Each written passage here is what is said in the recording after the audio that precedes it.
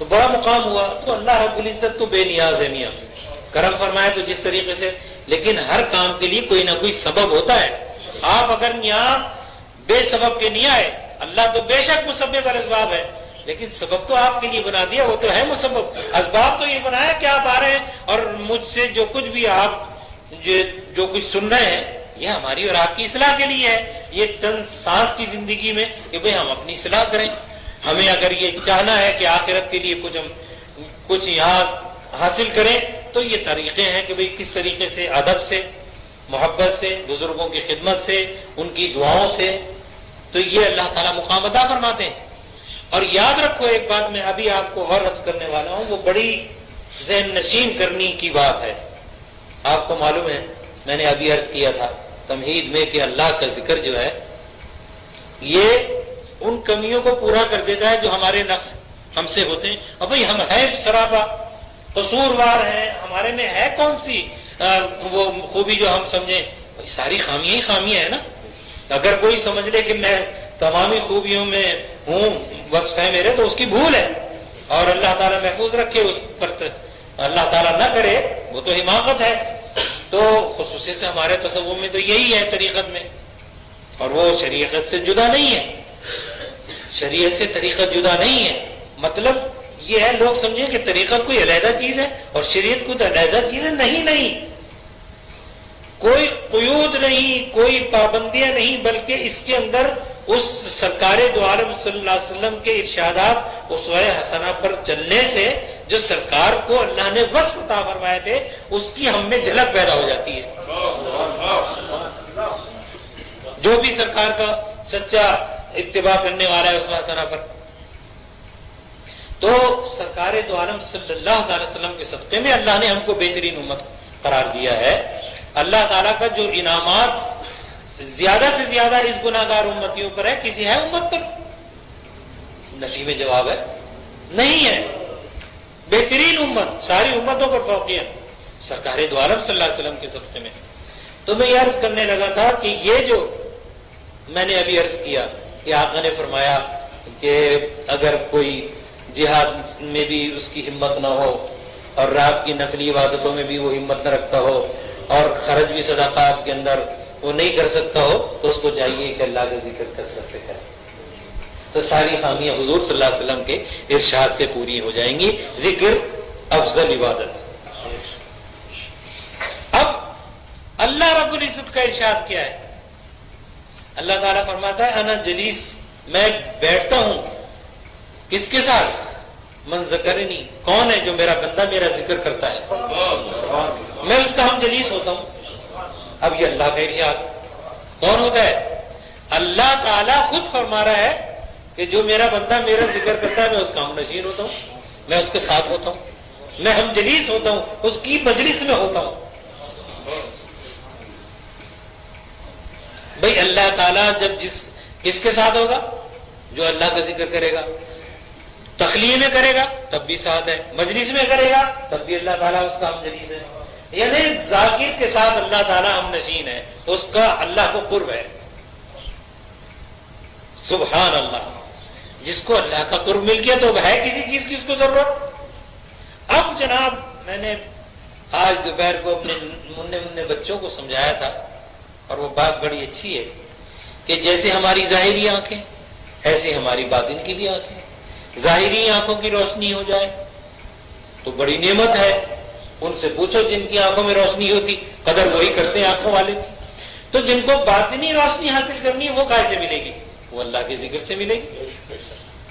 اور جو بیماریاں ہیں وہ کس سے دور ہوں گی؟ دل کی روحانی بیماریاں بھی تو ہے نا, وہ بھی اللہ کے ذکر سے بیماریاں بھی دور ہوں گی. اور روح کو غذا کس سے ملے گی؟ وہ بھی اللہ کے ذکر سے ملے گی. اب آپ کی ذہن میں آتی جا رہی ہے نا, میں بہت آسان لفظوں میں بتا رہا ہوں, ذہن نشین کرتے جاؤ. کس سے؟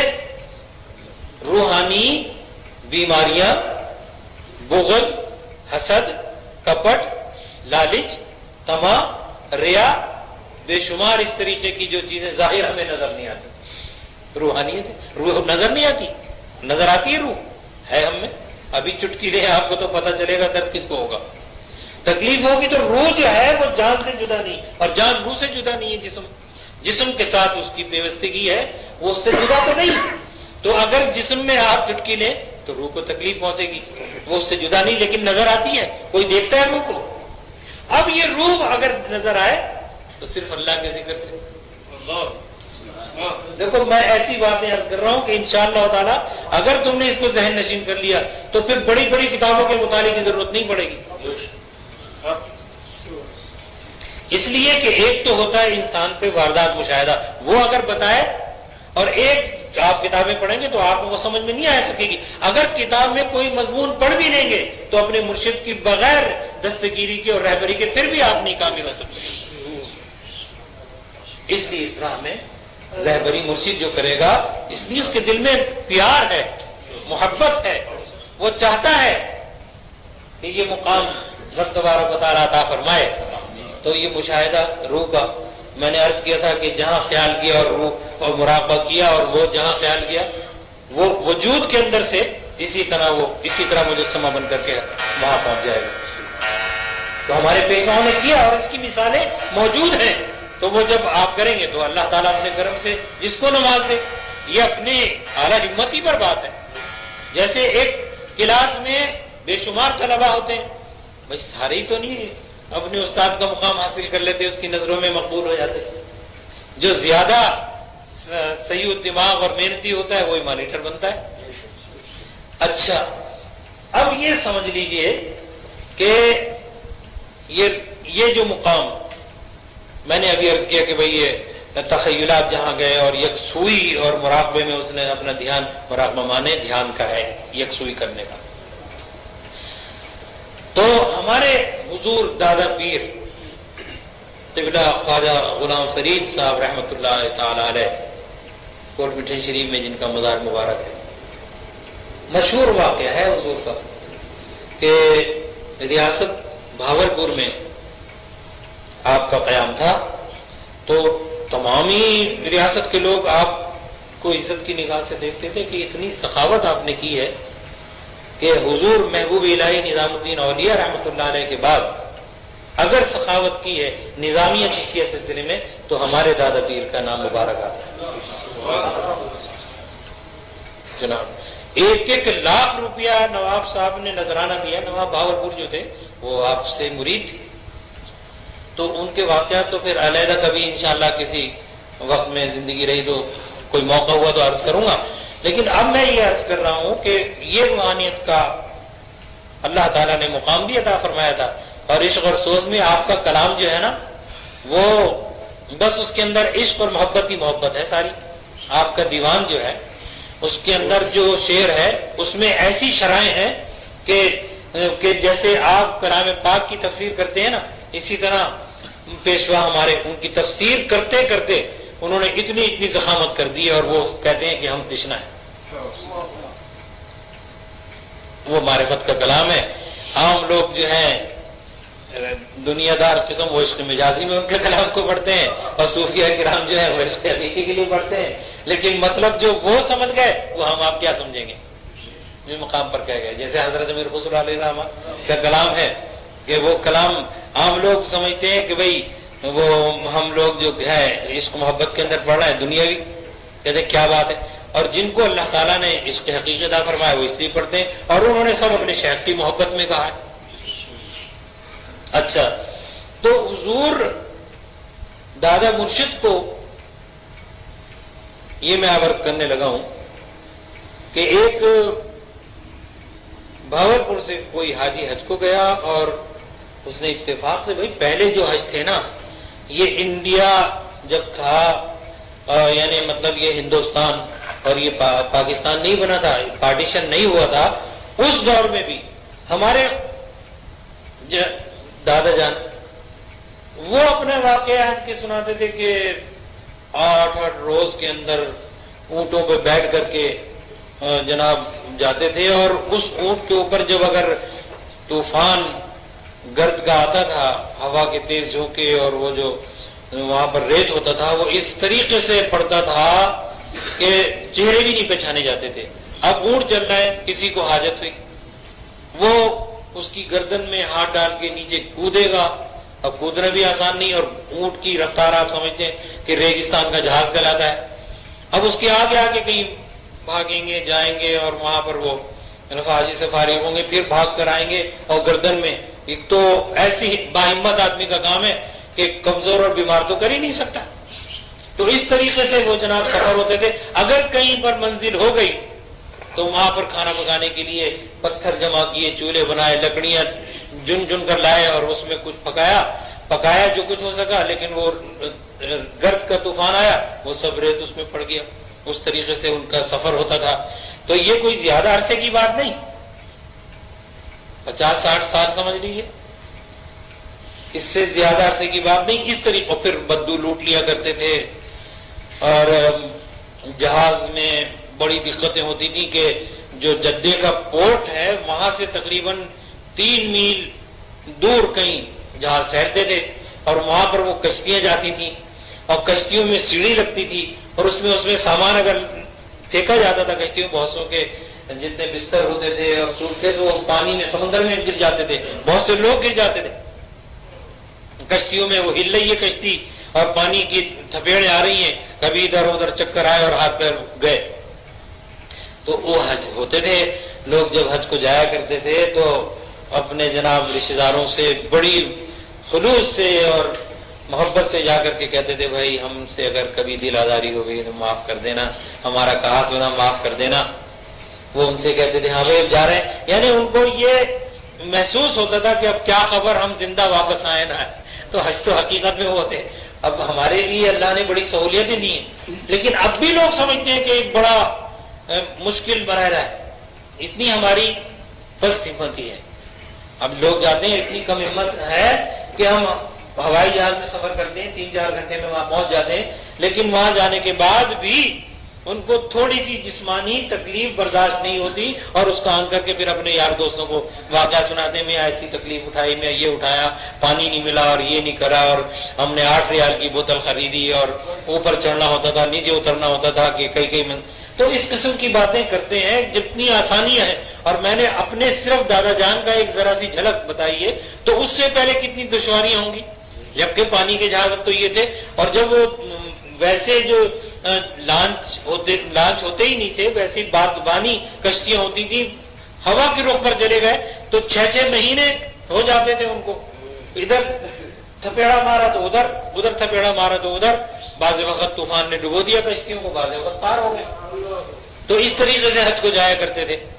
تو حج کا تو بھائی بہت ہی بڑی فضیلت ہے حج کی, کہ اللہ رب العزت نے پھر اس پر یہ صلہ بھی تو دیا ہے کہ میدان عرفات میں جمع ہو گئے, وہاں چاہے جا کر کے تم کوئی عبادت کرو نہ کرو, وہاں سے آپ واپس آئے تو ایسے ہو گئے کہ ماں کے پیٹ سے پیدا ہوئے. اگر کسی نے یہ گمان کیا کہ میں نہیں بخشا کیا تو وہ مرتد ہو گیا, ایمان نہیں اس کا. اللہ کا ارشاد ہے کبھی تو بخشا کیا, ہم کہتے ہیں اخبار بخشے نہیں گئے, تو تذبذب والا تو ایمان والا ہوتا ہی نہیں. ایمان کے معنی یقین رکھنے کے. بہرحال تو میں تو ابھی اپنے عرض کر رہا تھا کہ ہمارے جو جد المرشد تھے بھاولپور میں, وہاں کا ایک بھاولپور کا ایک شخص حج کو گیا, اور وہاں اس کے پاس پیسے ختم ہو گئے, بڑا پریشان. اور ایک وہاں کوئی درویش تھے, انہوں نے اس کی پریشانی کو دیکھ کر کہا, بھائی تم کیوں پریشان؟ کہنے لگا, جی پریشانی تو یہ ہے میری, اب میں واپس کیسے جا سکتا ہوں, میرے پاس تو یہاں سے وہاں تک سفر خرچ بھی نہیں ہے, جہاز تک کے لیے, کھانے کے لیے نہیں. کہا تم پریشان نہ ہو, تمہارے علاقے کے ایک درویش ہیں جو روزانہ مدینہ منورہ میں آن کر کے مغرب کی نماز ادا کرتے ہیں.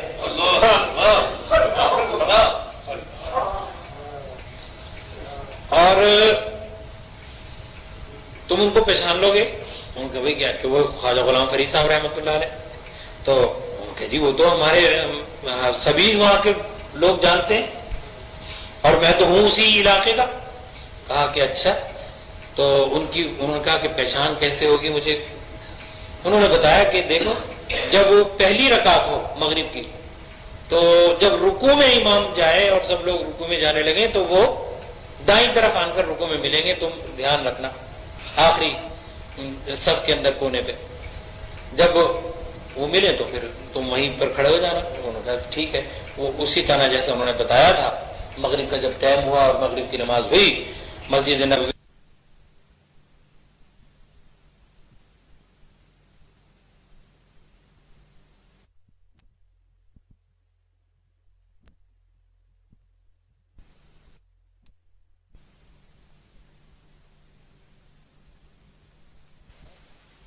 بتایا تھا، مغرب کا جب ٹائم ہوا اور مغرب کی نماز ہوئی مسجد نبوی میں صلی اللہ علیہ وسلم میں، تو انہوں نے جب دیکھا کہ رکوع میں آخری صف کے اندر جتنی صفیں تھیں آخر میں جو آن کر کے رکوع میں گئے یہ ان کے برابر میں، جب سلام پھیر لیا تو انہوں نے ہاتھ پکڑ لیا، انہوں نے دیکھا ان کو، یہ پہچان گئے، سر رکھ دیا زانوں پر اور رونے لگے۔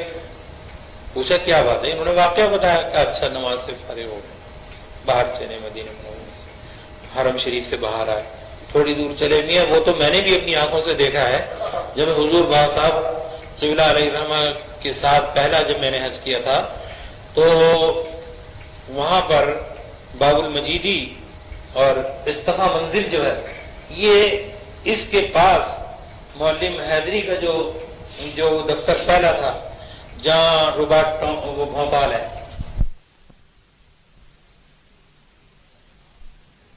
جو تھا وہ اتنی دور تھا جیسے یہاں سے کھانا، یہاں تک سڑک نہیں تھی، اتنا ریت ہوتا تھا اور مکان سے اکا دکا تو وہ یہ جو لیمپ ہوتے ہیں قندیلیں یہ لگی ہوئی ہوتی تھی، دور دور کہیں اندھیرا، عشاء کے بعد بالکل تاریکی، اور وہاں پر دروازہ تھا اس فصیل کا جو اس کے اندر مکانات تھے، اس کی فصیل تھی ترکوں کے زمانے کی، تو اس کا ایک دروازہ تھا جو عشاء کے بعد بند ہو جایا کرتا تھا۔